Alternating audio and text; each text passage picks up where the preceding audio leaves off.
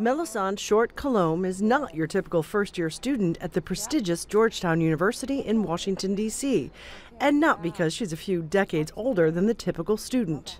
Look at what my family did. Look at what my family. Her family is the reason Georgetown didn't go bankrupt 180 years ago.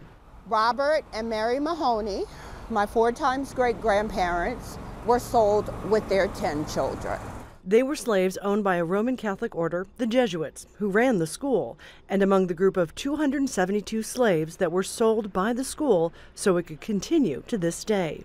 A couple of years ago, Georgetown officials apologized and offered the descendants of the slaves, like Culhane, preferential treatment for admission to the school.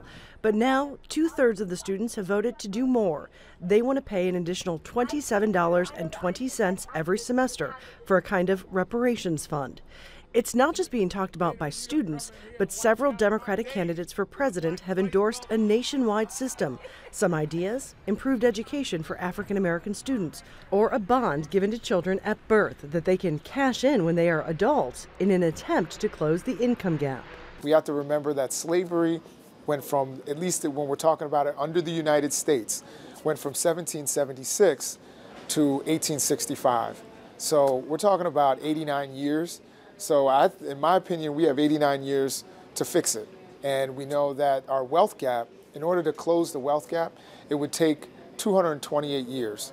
And that would be, everything being equal, it would still take 228 years to close the wealth gap. I think reparations can be a step. Still, this is a controversial discussion, but one that Culhane believes needs to be talked about. And to those who say this is history, a part of the past. Jesus was thousands of years ago. We still talk about him.